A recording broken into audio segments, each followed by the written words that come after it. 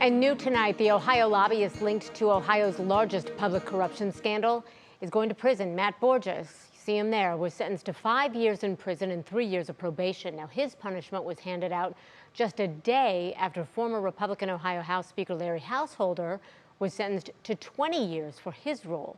Today, our legal analyst Stephanie Haney spoke with former U.S. Attorney David DeVillers. He's the prosecutor who charged the two and three others with 3 federal racketeering charges. Householder's attorneys called the sentence that he received unjust and too harsh. So my first question is for you is what do you think about Householder receiving a 20-year sentence in this case?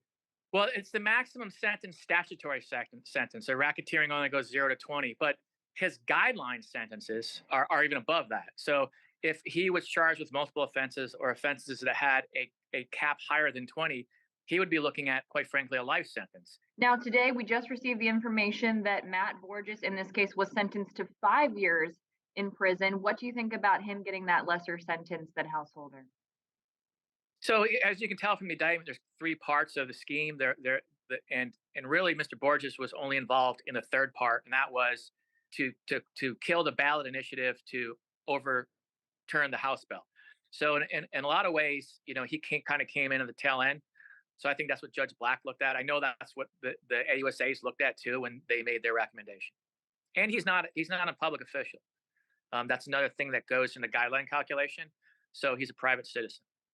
Now, others were implicated as well in FirstEnergy's admission, like former chair of the Ohio Public Utilities Commission, Sam Randazzo.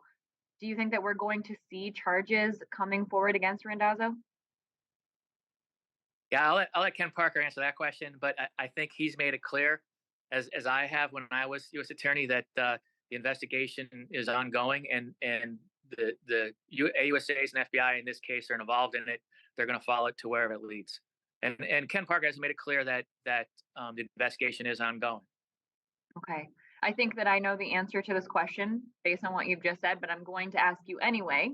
Randazzo was appointed by Governor Mike DeWine. That was over the objections of others. So aside from Randazzo, do you see any other potential charges coming, possibly against our governor, possibly against other people?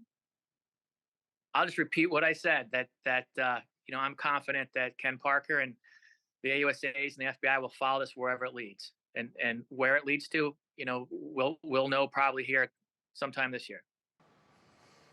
All right, Stephanie also checked in with Ohio lawmakers from both sides of the aisle to see what they think about these sentences. Democrat Senator Kent Smith, who is also on the Senate Energy and Public Utilities Committee, said he believes justice was served, but, quote, there is still much more to fix. For one thing, the coal plant bailouts within HB 6 are still costing Ohioans $130,000 a day. He believes that those need to be revoked immediately. Meanwhile, Republican Bill Seitz says while he really has no comment on the sentence, this is, quote, another step in the process, that there are numerous grounds for appeal based on evidentiary rulings made at the trial and jury instructions that were at best incomplete, unquote.